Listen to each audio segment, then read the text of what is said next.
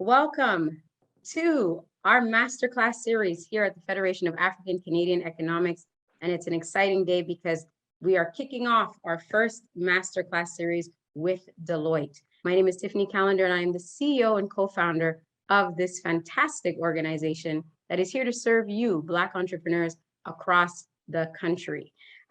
Today is a special day when community organizations come together with corporations who are experts in their field around business. These are things that we celebrate here at FACE. We started off in June of 2021 with this idea of having master classes. How do we bring the community, the Black business community, closer to business expertise? How do we make it accessible? How do we make it palatable? How do we make it practical? And this is how we started off masterclass. So again, today is a very exciting day. We're kicking off our masterclass series with Deloitte. Deloitte being one of the largest top 4 business service organizations in the world, is here to help us to look at, over the course of the next 3 weeks, different topics that'll help you business entrepreneurs across Canada. So we have with us today Susan Moore. She's an expert in business taxes, and that is our topic for today. They say that the one thing that we will all do is we will be born, we will pay taxes, and then you know the rest. But it's very important if you're a business owner and you want to make sure that you are sound in how you're running your company, whether you're starting up, getting the good habits in, or while you're in business and scaling, how you manage your taxes is critical and key. So with no further ado, for the first session of our masterclass series with Deloitte, Susan Moore. Susan? Thank you so much, Tiffany. I'm very happy to be here with you guys. So hi, everyone. We'll start the presentation and get going. Lots to cover today. So hi, everyone. My name is Susan Moore. I'm a tax partner at Deloitte, and I'm very happy to be here today to go over some of the key information and concepts related to business taxes. I appreciate that there's likely a wide range of where people are at in the lives of their businesses. So I'm going to go over the fundamentals and leave time for questions. So I'm going to do a territorial land acknowledgement. From coast to coast, we acknowledge that we reside on traditional, treaty, and unceded territories as part of Turtle Island, which is still home to many First Nations, Métis, and Inuit peoples.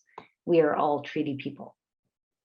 Okay, so today we're going to focus on the fundamentals of business tax through the 3 stages of the life cycle of a business, these being starting your business, operating your business, and then selling, winding down, or passing along your business to family members or others. There are 3 components to the life cycle of a business, and each are important to think about as you start or run a business. As you start out, you want to think about how you're structuring your business and ensure that you get the appropriate registrations and business numbers so that you can report properly to Canada Revenue Agency and to the appropriate authorities. As you start to sell your product or service, it's important to ensure that you know what you need to be reporting on and you're filing whatever has to be filed completely and on time. You also want to make sure that you understand the Canadian income tax systems, because you really want to ensure that you're taking advantage of all the tax opportunities that are available, both by ensuring that you deduct all the appropriate expenses associated with your business and by ensuring that you're set up properly to take advantage of preferential tax rates available to small businesses. So I want to point out at the outset that in the tax world, the term small business doesn't necessarily mean that the business is small. Rather, it really just means a privately held business, whether small or not. Starting a business. First of all, congratulations on starting a business or on your decision to start a business. As of December of 2019, the Canadian economy totaled 1.23 million employer businesses. 1.2 million of these businesses, or 97.9%, were small businesses. From a tax standpoint, as you plan your business, one of the first decisions that you have to make is what your structure is going to be like. Will you operate your business personally as a sole proprietorship? Are you going into business with somebody as a partnership, which is really just a relationship between people carrying on business in common? Or should you be using a corporation, which is a separate legal entity, so somewhat more complicated, but where you and perhaps those you're in business with would be shareholders or owners of that corporation? And we're going to look at all 3 of these a bit more closely. So a sole proprietorship is an unincorporated business that's owned by one individual. So it's absolutely the simplest kind of business structure, as it's just simply you.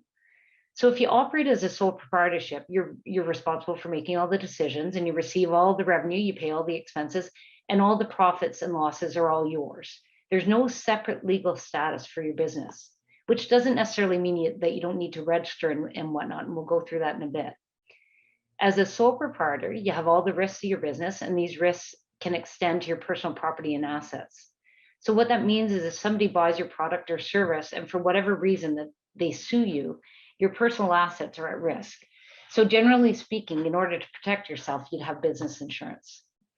As a sole proprietor, you report all of the revenues and expenses which equal to your net income or loss on a business statement that's on your personal tax return, so on your T1. This income or loss is then included in calculating the net income on which you have to pay income tax. And we'll go through a little bit more how income tax is taxed personally. If your business generates a net income, in other words, your revenue is greater than all your expenses that you incurred to earn that revenue, you're going to pay personal tax on that net income generated by your business. So to the extent that you have expenses that are greater than revenue, you'll have a loss from that business, and this loss can offset other income that might get included on your personal tax return. So the loss can also be carried back to offset income earned in the prior 3 years, or carried forward to offset taxes paid in the following 20 years. So you may choose, even if you operate your business personally, to register a business name and operate under either your name or both your name and the business name. If you operate as an individual, you just simply bill your customers or clients in your own name. If you operate under a registered business name, you bill your clients and customers in that business's name. And if your business has a name other than your own, you'd obviously need a separate bank account to process checks payable to your business. So a partnership is an association or a relationship between two or more taxpayers. And these can be individuals, they could be corporations, trusts, or partnerships. Really, they're people that join together to carry on a business. Each partner contributes something to that business. And that could be money, it could be labor, it could be property, it could be skills. In return, the two partners or more than two partners are entitled to share in the profits or losses of that business as agreed. So the business profits or losses are usually divided among the partners based on the partnership agreement, or however you've agreed to share those profits or losses. Like a sole proprietorship, a partnership is easy to form. And in fact, a simple verbal agreement is enough to form a partnership, but not generally recommended. Usually most partnerships would have a written agreement, which would set out the rules for partners entering or leaving the partnership. And it would go through how the partnership income should be divided among the partners and other matters. So like a proprietorship, if you're carrying on a business with a partner, unless you form some type of legal entity like a corporation, the income or loss is reported on your personal tax return. So as we get into how income is taxed personally, we won't really differentiate between a proprietorship and a partnership because it'll all be taxed similarly. A corporation is a separate legal entity which is formed generally by a lawyer, although I know that you can do this online, but I really don't recommend it because I've seen some situations where it really hasn't worked out well. Corporations are owned by their shareholders. So that could be simply you might be the only shareholder of a corporation, or it could be you and several others. If you're the shareholder of a corporation, you have the right to participate in profits through dividends or increases in the value of the shares, depending on what your share attributes are. So there are different types of corporations, but as a small business, if you choose to incorporate, you'll likely meet the requirements of being what we call in the tax world a CCPC, or Canadian Controlled Private Corporation. Being a CCPC provides you with access to really low rates of tax, and we'll get into this in a bit because there are lots of tax advantages to being incorporated. So where your business is carried on in a corporation, the revenue, the expenses, and the income belong to the corporation. You own the corporation by virtue of your share ownership, and you can take money out of the corporation to buy your food, get your haircut, pay your mortgage, whatever it is you need to do personally, in a couple of different ways. Generally, by paying yourself either a salary or by paying yourself a dividend.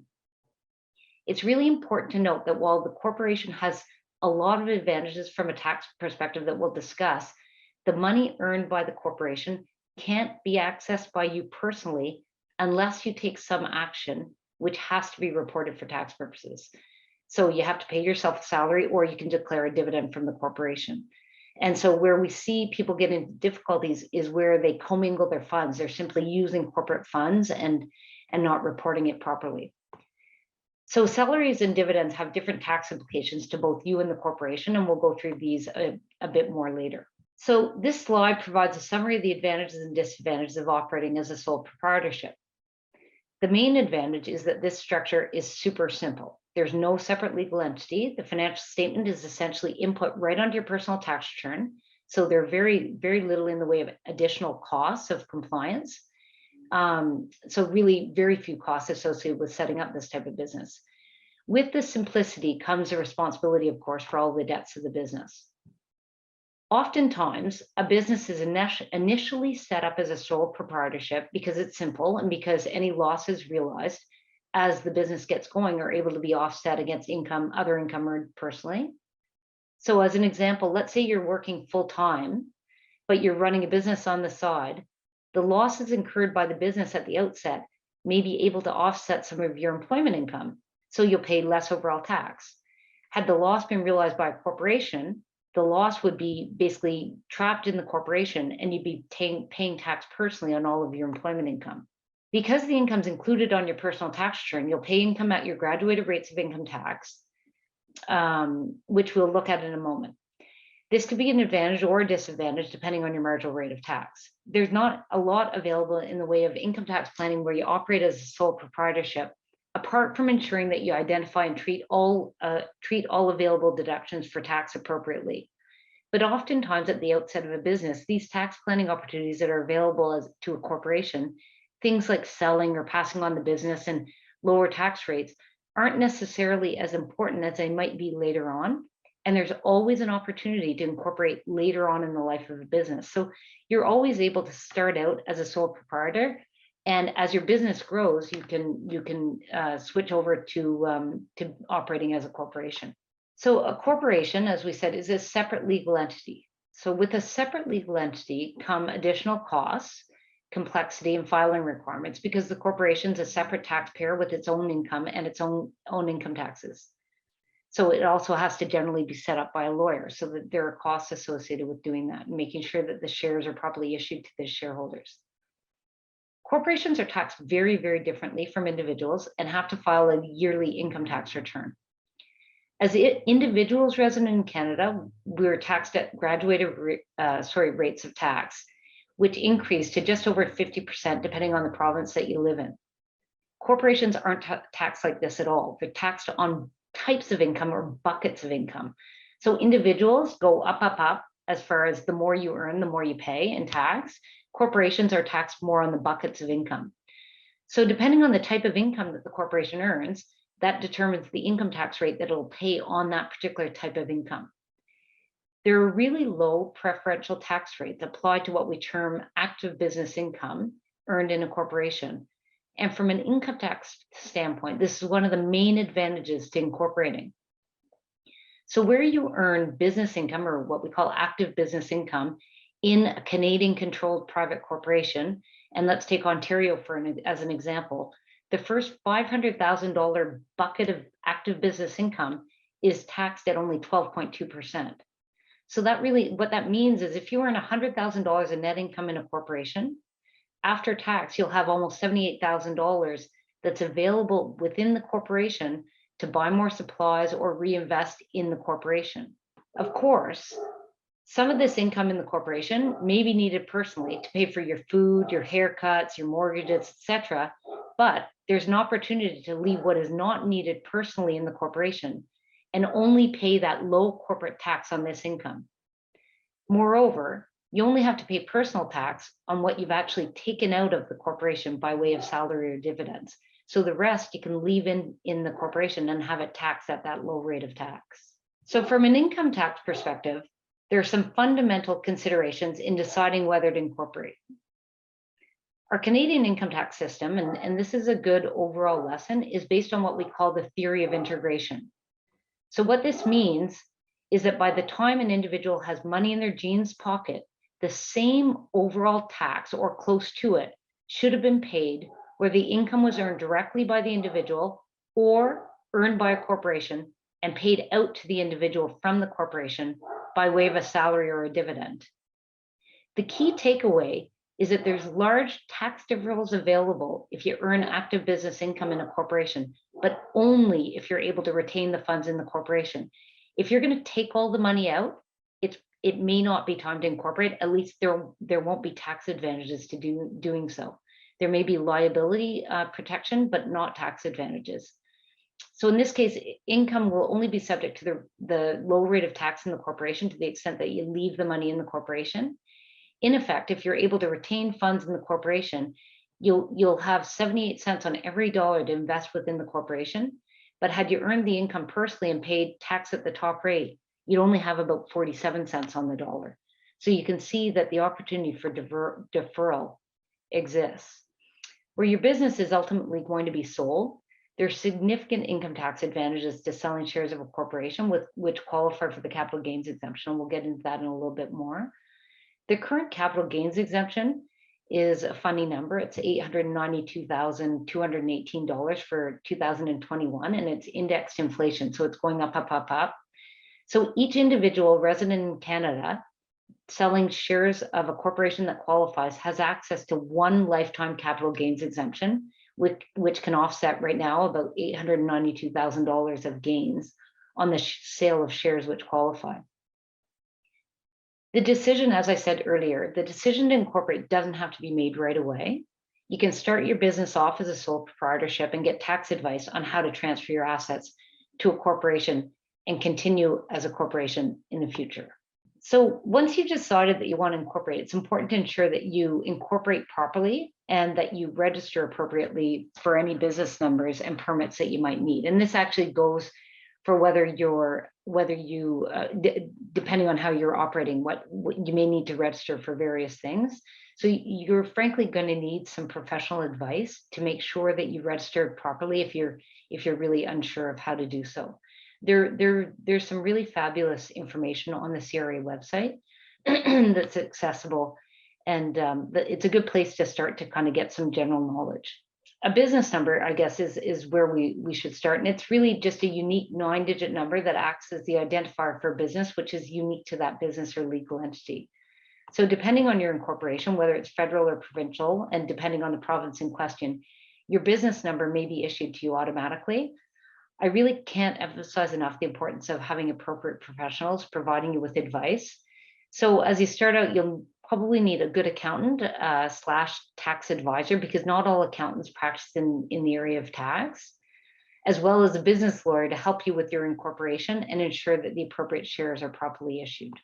So depending on the business that you're operating, you may need additional registrations. So GST, HST, if you have taxable sales of $30,000 or more in the last 4 quarters or in the last quarter. A payroll remittance number if you plan to pay salary to either yourself or others, an RZ number to the extent that you'll pay dividends out of your corporation, or an RM number to the extent that your business will import or export. The good news is, like I said, that the CRA websites provide great guidance, and with the help of a good accountant, it's not too difficult to get set up properly. So now we're going to move on to operating a business. So I realize we spent a lot of time on the initial setup of the business because I think it's really important to get set up properly and understand those basics. But now let's switch to business taxes once you're operating. So first slide is really going through if you're operating as a sole proprietorship or a partnership and the income is being taxed personally. So to the extent that your business is carried on personally, in other words, you don't incorporate right away, the income is going to be taxed on your personal tax return at your graduated rates of tax. So for the purposes of this slide, I've used Ontario marginal tax rates. And you can see that the more income you earn, the higher the tax rate until it caps out at 53.53% at just over $220,000. So what this means is that anything over that amount of net income is going to be taxed at 53.5%. So to the extent that you're earning a lot of income in your business, you can see that the tax rate is going to be super high. And to the extent that you don't really need all of that cash personally to pay your personal expenses, being your haircuts, your food, your mortgage, all of those things, there might be an opportunity to incorporate and earn the income in a corporation and pay the lower tax rate on that corporate income and only distribute what you actually need personally. So of course, any income that you pay out of the corporation will be taxed personally. But say you're earning $500,000 of business income and you only need $200,000 to pay all of your expenses, it might make sense to incorporate, earn the $500,000 in the corporation, pay out the $200,000 as, let's say, a salary. So the net of 300 is taxed at that low business corporate tax rate. And the $200,000 that's flowed out to you personally, that you need personally, is taxed at the personal rates of tax. So there are some real advantages as you start earning some money. So operating business corporate tax rates. Corporations, like I said, are taxed very differently from the individuals in that they're taxed on types or buckets of income. So the nature of the income is going to determine the tax rate that will be levied on the income in the corporation. So the first bucket illustrated here is active income, which is eligible for the small business deduction of $500,000. And that'll be taxed in the corporation at 12.2%, which is the combined federal and Ontario rate. I've stuck to Ontario just to be consistent. So if you're a Canadian controlled private corporation operating business, you should be able to earn income which will be taxed at this rate. So active business income in excess of $500,000 will be subject to a tax rate of 26.5%. So you can see that these rates provide a significant opportunity for earning income which is taxed at a lower rate than it would have been taxed had it been earned personally. It's really important to note that not all income in a corporation is taxed at low preferential rates. So let's say you had earned a bunch of business income in the corporation that was taxed at that 12.2% rate, and then you invested it in a GIC which earned interest income. That interest income or investment income would be taxed at 50.17% because it's a different bucket of income. So it would effectively be taxed at a similar rate to the rate it would have been taxed at had it been earned personally if it was subject to close to the highest rate of personal tax. The difference is that you would have had 78 cents on the dollar to put into that GIC to earn that income. So really, to summarize here, corporations offer really low rates of tax for active business income. Regardless of the type of income, though, once it's distributed from the corporation, the overall combined tax, both corporate and personal when they're added, should approximate the tax which would have been paid if the income had been earned directly personally. When you operate a business, there will be decisions related to how you should take money out of the corporation because you're going to need some money personally to pay for your lifestyle expenses. Should you choose to pay yourself a salary, which is an expense that's deductible by the corporation, or should you pay a dividend out of the net income in the corporation? These decisions will really be dependent on your personal situation. And that's where a good accountant will really help to make the appropriate choice because it's very dependent on both your corporation and your personal situation. So generally speaking, if an expense is incurred in order to earn income, it should be deductible for income tax purposes. So some expenses are simply deductible in the current year, whereas other items, which are considered to provide a lasting benefit, are capitalized and are deducted over a period of time in order to properly match the revenue to the expenses. There are many instances, and I've just tried to put a few up on the screen. There are lots of instances where an accountant can really play an important role in helping you as you start a business, operate a business, or exit a business. And it's really important to ensure that you have good advisors providing you with the information that you need to make the best decisions, because we can't absolutely know everything. So understanding that you don't know everything and gathering information is, frankly, it's half the battle.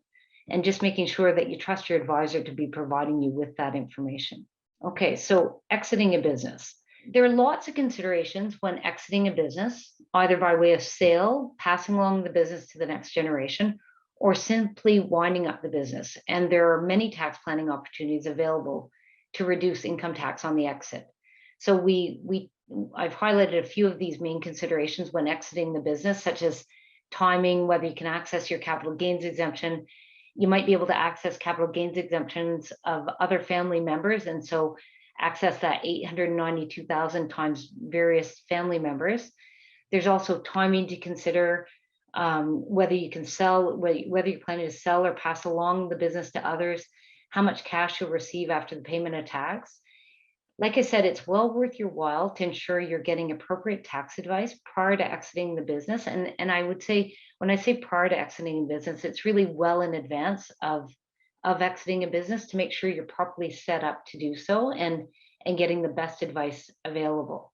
So I think with that, I actually went through my slides relatively quickly, as I was planning to use half an hour for the presentation. I think I came in just under. So I think what we're going to do now is we're going to open it up for any questions, because I realize I've tried to hit on sort of the key concepts, understanding that I'm sure many of you have questions that are more specific to your situation. So hopefully we're able to answer some of those. It was a great presentation, Susan. Thank you so much. So let's get to our first question. And the question is, can a CCPC own corporations outside of Canada from which they derive all or a part of their revenue? Yeah, so they absolutely can own them, but you're probably not going to qualify for any preferential rates. So in order to qualify for the preferential rates of tax, the active business has to be carried on in Canada. So unfortunately, to the extent that the actual business is carried on outside of Canada, and that's where the income is coming from, you're probably not going to qualify for any preferential rates. Okay, great. So our next question is, what are the criteria to define the difference between small business and a general corporate one? So a small business is really, so a Canadian controlled private corporation qualifies for the first $500,000 or small business rate on the first $500,000 of active business income. So as long as the corporation is owned by Canadian residents and it carries on an active business primarily in Canada, you're going to qualify for that $500,000 rate. Anything over and above that $500,000 will qualify for the 26.5% active business rate. So you really don't have to focus so much on whether it's a small business or not. All it has to be is Canadian controlled, carrying on an active business to qualify for the 12.2% rate. Then from a tax standpoint, it's really just what we call, from a tax standpoint, a small business. Great. We have another question. I think I'm going to go with this one first. So do the same regulations or recommendations regarding taxes or incorporation apply to nonprofit organizations? Oh, there's a can of worms. They're all different. Nonprofits are all different. They still need good tax advice in order to set up properly, depending on the type of organization whether they're qualifying for charitable registration and all of those things. So that's sort of a little bit beyond the scope of what I can answer right here, but all different rules and can be relatively complicated. Okay. Another question that we had from one of our participants, and thank you guys so much for sharing your questions. This is great. At what % are yearly dividends taxed? Okay, so one of the concepts that I'd love everybody to, if you take away anything from this presentation, so like I said, our Canadian tax system is based on the theory of integration. What that means is that, so no matter whether you pay a salary or a dividend from a corporation, the combined corporate and personal rate that you pay on that dollar of income that's flowed through the corporation should be the same as if you earned it personally. And I get that doesn't necessarily answer the question, but just be patient for a sec. So the tax rates that are applicable, so dividends are paid out of after-tax profits of a corporation. So if you have a corporation that earns income, and let's say it pays 12% tax, just to leave off the 0.2 to make our math a little bit more simple. So you earn $100 in the corporation, and you pay $12 of tax, so you have $78 to distribute. You can distribute that $78 as a dividend to the shareholder. Alternatively, you can earn $100 in the corporation, and then you decide to pay a salary of, let's say, $20. That $20 will be a deduction in the corporation. So it'll be $100 of income, less the $20 of salary. So only $80 deductible, or $80 that is taxable in the corporation. So the dividend is not deductible to the corporation. So you've paid tax on it in the corporation. So you pay a little bit less tax personally. Mm-hmm. The salary qualifies for a deduction in the corporation. So you don't pay any corporate tax on that salary that's paid out because it was deductible to the corporation. And then you're able to, you include it in your income personally and you pay at your graduated rates of tax. So a dividend, so what we try to do from a tax standpoint, what our tax system tries to do is it's got a whole bunch of checks and balances and notional accounts that try to make it so that the overall rate of tax, both corporate and personal combined, equals what you would have paid had you earned the income personally. So Hmm. with a dividend, the top rate of tax on a dividend is, let's call it 48%, but there are different types of dividends, so it's a bit of a loaded question. Right. So, so, but I think what you really, as an individual earning, if you're carrying on your own business through a corporation, yes, you pay less tax on a dividend. So you might pay a top rate of 40 or 48%, depending on if you're at the top tax rate and and depending on the type of dividend it is, but you have to recognize that you haven't taken a deduction in the corporation. So if we look at the combined corporate and personal tax rates, generally in Ontario, you're a little bit better off paying a salary right now than you are a dividend, despite the fact that on a dividend, personally, you'll pay a little bit less tax. So it's really kind of a complicated question in that you pay less tax on a dividend earned personally, but you have to recognize that you have paid some level of corporate tax. Well, that's like, wait, that was actually my next question. Someone was asking in the chat, if you're taking money out of the business, is it preferred to take a dividend or a salary? And they said, let's say you're taking 50K for a personal expense. So see, so that I think you've answered that ultimately in the question. It depends, but like you said, it's loaded because it depends on what type of dividend and the structure of the business and what you're making in terms of revenue. Right. And maybe I'll add to that. Like, so that's where a good accountant, business advisor, tax accountant person can really help you. Because if I'm looking at somebody's situation, I say, you know, we said at the outset, oh, the tax rate in a corporation, it can be very low. It can be as low as 12.2% on that first $500,000. So you say, oh, well, it would be better off to keep all the money in the corporation. But let's say you're earning $1 million in the corporation. So we know the first 500,000 is taxed very preferentially, and the next 500,000 is taxed at 26.5%. But we also saw that individuals are taxed at graduated rates of tax, which start out very, very, very low and go up to quite high, 53.5% in Ontario. But what you want to do is take advantage of your very low personal graduated rate. So you probably want to pay something out of the corporation to take advantage of your low graduated rates. And whether it's a salary or dividend, you can kind of play around. It depends on how much income you're earning personally. It depends on how much income you're earning in the corporation. And it also depends on whether you want to have earned income from a personal perspective to contribute to an RSP or anything like that.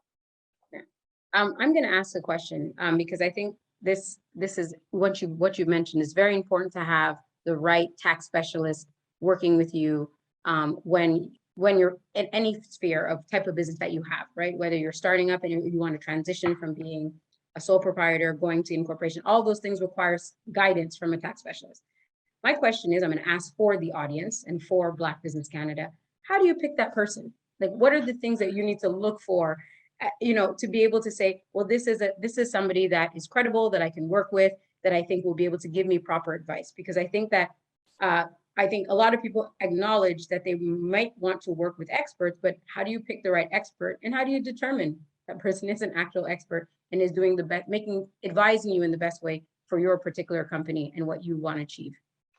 It's a fabulous question, Tiffany, and you could get me going on a very long answer. But so, you know, I used to work at the bank and at the Royal Bank or Dominion Securities as a tax person, and you know, I'd often interact with people at bankers, and they would say, oh, you know, I tell all my clients to talk to their accountant about their taxes. The issue is not all accountants know a lot about tax. They might be more on the business advisory side or bookkeeping side. So, and your needs may change over the lifetime of your business. Right. So I would say that, you know, I think with most professionals, what I always say is make sure that you feel well taken care of and you have a good rapport with your advisor. But I would also say to them, listen, this is the stage my business is at. Are you the right person to be dealing with? This is the type of Mm, advice I'm looking at from you. And it doesn't hurt to ask around, like ask other people that you know are in business, ask people that you come across that you trust. Like it's hard because depending, it's like not every lawyer does corporate law. Some of them are real estate lawyers. So a real estate lawyer isn't really doing isn't setting up your corporation. that's right. They're selling your house. So similar to an accountant, some are on the sort of, I advise small businesses, and there are a lot of accountants out there that advise small businesses. So know the bookkeeping, the small Mhm. business, and I again I say small business, private business, and and know a fair bit about tax. But I would say I would ask that advisor and make certain that you feel comfortable with their answer, that they're the right person to deal with. Got it. Okay. We have a question, and I love these questions because they're specific to the participants that are with us. So I'm going to read you the question, and it kind of ties into the first question that I asked when we got to Q&A. So we are a startup Canadian corporation doing business internationally, hospitality and hotels, which is where our income comes from. Does this clarify the same question that was asked earlier in terms of a CCPC owned corporation? So I think that now this person is trying to contextualize their actual particular business. So if you could just go over that one more time in the context of what they just asked. Sure. So, okay, so a Canadian controlled private corporation. So you're a Canadian controlled private corporation because shareholders of the corporation are Canadian residents and Right? they control the shares of the corporation. So, but they may not be earning active business carried on and active, they may not be generating income that's carried on from a business carried on primarily in Canada. So you may Mhm. not qualify, from the sounds of it, you may not qualify for the low preferential rate on the um, for the $500,000, so the 12.2% rate, but you likely qualify for the 26.5% rate. So you probably your buckets of income won't include that $500,000 of preferential 12.2% rate if you're say in Ontario. Right. Okay. But I So would I hope that somebody carrying on that level of business is surrounded by good advisors that are was filing, filing appropriately. Because yes. what you're gonna, I'm trying to make it a little bit simple for purposes of the presentation, but your corporate tax return basically tracks all of these different buckets of income, if you will, to try to get us to what I call that theory of integration, so that all of the income is taxed overall at the same rate that it would have been taxed had it been earned personally. So even if you don't qualify for that low 12.2% rate, 26.5% is obviously still a lot lower than 53.5%. And in the context of carrying on that type of business, Mhm. you probably want to be incorporated anyway, because there's liabilities and there's just some, you just need the legal status of the corporation for various other purposes. Right. So that hems in well with the next question, which is around what income threshold should we start thinking about getting an accountant that specializes in tax? So is that an indicator? So when you start to get to a certain level of um, income, or is that when you start to think about, I need to get connected to a tax specialist or an accountant that is specialized in taxes?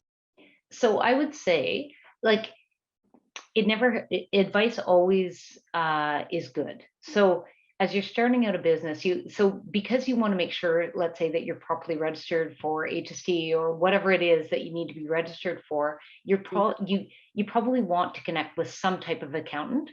And um, I would expect that accountant has some level of tax knowledge, even if it's not as sophisticated as you may ultimately need.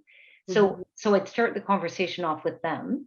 Now, having said that, it's a bit of a loaded question, in that you can have a corporation, you can have a business that you run personally, and then all of a sudden I don't know, you're selling software services of some sort, but then all of a sudden you realize that there's an opportunity to sell that business to a big corporate conglomerate and realize a whole bunch of, of income on the sale. There Mm. are tax opportunities where you can transfer that business to a corporation and sell the corporation almost right away and still qualify for the capital gains exemption. So while your business may have been simple at the outset and not even necessarily earning very much, there may be opportunities to qualify for the capital gains exemption, in which case, of course, you would want tax advice on how to get that business into a corporation and qualify for the capital gains exemption. So I would say that it's a conversation that you should always be having with whatever Right. advisors that you're using to sort of make sure that you know what is out there. It's evolving. It's as your business is growing, you're always consulting so that you're aware of maybe the parallel steps or decisions that you need to make with your advisor as your business changes and grows. Makes sense.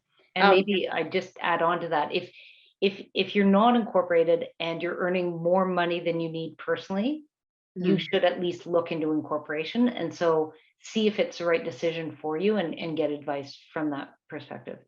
excellent. We have another question, and I have one. Well, actually, I think I'm going to go with the one that I noted down during your presentation. I really want you to touch on capital gain exemption. And towards the end of your presentation, you mentioned that there's, in terms of exiting your business, there's opportunities if, let's say, a capital gain exemption in terms of family members can be transferred to you. So you mentioned a number around 800 and something per person multiplied by X amount of. So can you touch on that? Because I think that that's interesting, and maybe even explaining or going back on the point of what exactly capital gain exemption is and how you use Sure. it, right? I didn't know that you could pull your families your No, family I into it if know. you're not using theirs in the case of exiting a business. Okay, so yeah, you're right, and I touched on it very briefly. So in Canada, each individual has one capital gains exemption. So one capital gains exemption available throughout their lifetimes. But that capital gains exemption is indexed to inflation. So that's why it's a funny Mm, number, 892,218. mm, So it's going upwards towards $1 million, as you can see, as inflation grows, so does capital gains exemption. And so, if I were to have a corporation that qualifies, so in order to qualify for the capital gains exemption, I have to sell shares. So it has to be shares of right. what's called a small business corporation, which of course is a defined term for tax purposes, which is where tax advice comes in. So the small business corporation effectively has to be a Canadian controlled private corporation. So the it has to be primarily owned by Canadians, Mhm, and it has to be carrying on an active business in Canada. So what that means, again, loaded words, because all mhm, tax words, we kind of throw in definitions in the mhm, background. You can't be just renting real estate out. Let's say, for example, you have to be selling widgets or, you know, doing something in your corporation. It could be selling software services. It could be, let's just say there it's has to be selling. transactions, right? Yeah, it Like, has to be active, yeah. active from a tax purpose. But so you have to be selling shares of a corporation that is a small business corporation. A small business corporation is a Canadian controlled private corporation. So a corporation whose shares are basically controlled by Canadian residents, and it has to be carrying on an active business primarily in Canada. And there's a few tests that you have to meet in order to qualify for the capital gains exemption. Mhm, So really, they're balance sheet tests. You have to look at the balance sheet and say, if I look at the balance sheet, are most of the assets, so at the time of the sale, 90% of the assets have to have been used in that active business. mhm, And over the last 2 years prior to sale, at least half of the assets on that balance sheet have to have been used in the active business. So to the extent that your financial statements of your business are relatively clean, and when I say clean, it means all of the assets on your balance sheet really pertain to the business in question. So you're not sitting on $1 million of stock market investments or something that has really nothing to do with the corporation. You probably can qualify. right. So and your accountant can do things to help you qualify. So if you have a few assets that sort of don't pertain to your business, we might pay those out by way of, say you've got some excess cash that really shouldn't be there. Your accountant may say, okay, but before we sell the business, we want to make sure we qualify for the capital gains exemption. We're going to pay out a dividend of $50,000 just to make sure. So, but the tests are quite stringent, and Mm, that's where getting advice of a tax accountant really makes sense. So if you want to qualify, you really want to make sure you get the advice, because it can save you a lot of money. To answer your question fully, though, you said, how do I access my family members' capital gains exemption? Right. Again, a loaded question, but I maybe assume you got to qualify first and then well, first you have to qualify, qualify, and right? Yeah. then the shares have to have been held basically directly or indirectly by family members. So you know what we often see, the business owner owns shares directly, Mhm. and once the business value grows to the extent that it's over and above the business owners, the initial shareholders capital gains exemption, Mm. that shareholder may look at passing on growth through a family trust, and that the beneficiaries of that family trust might be their other family members. So let's say I'm married with 3 kids. I have a corporation that's worth $1 million, and I say, okay, well, that $1 million is over and above my capital gains exemption, and I know that in 5 years I think I should be able to sell my corporation for $5 million. So Right. what I'm able to do through a series of tax transactions is bring in a family trust that has my spouse and my 3 kids as beneficiaries, and they Mm. will be entitled to future growth over and above that $1 million, so that when my business is sold for $5 million in 5 years, the shares held by the family trust are sold for 4 million, my shares are sold for 1 million, and I access everybody's capital gains exemption. There you go. Okay, so that makes sense. I took little notes. I found that interesting in your presentation. We have about 9 minutes left, so I'm going to make sure to ask the last 2 questions in the Q&A box. So we have, are there specific items in the original shareholders agreement that one needs to be mindful of when incorporating to later raise funds or integrate VCs as shareholders? Might not be a tax question. Well, and so I didn't, so shareholders agreements are very important. And I didn't deal with them because I was focused mainly on business tax, but not to discount the importance of a good shareholders agreement. I'd say it's really a legal question. Mhm. Having said that, I would say that a shareholders agreement is generally, I think, relied upon where the shareholders can't agree. So if I'm Mm. a shareholder in a corporation with Tiffany, and we agree to do something, we don't necessarily have to abide by our shareholders agreement. Our shareholders agreement is if Tiffany and I like are at an Start impasse. to disagree. Yeah, Yeah. exactly. So Mm. we disagree, then we have a very well worded shareholders agreement which will say, okay, if Susan and Tiffany can't agree, Mm. what's going to happen in that situation? So typically speaking, to the extent that you want to, so first of all, you have a shareholders agreement generally where you're already incorporated. So I think you're already incorporated when you have a shareholders agreement. To the extent that you have a proprietorship, you don't really have a shareholders agreement. So I think you don't have to worry about transferring from one business entity to another, because you only really have a shareholders agreement once you're actually incorporated. But Right. typically that shareholders agreement would go through, you know, I'm happy to do business with Tiffany and we own our shares 50-50. But if Tiffany were to step in front of a bus and be killed, I don't necessarily want Tiffany's family members to be Mm. carrying on business with me. So the shareholders agreement would go over, you know, what happens if Tiffany can no longer, Tiffany is disabled, Tiffany can't operate as a shareholder, Tiffany can't contribute to the business, and go over various situations which are very easily dealt with when there's no disagreement, but are much, much more difficult to agree on when Tiffany and I are already at odds with each other. That's it.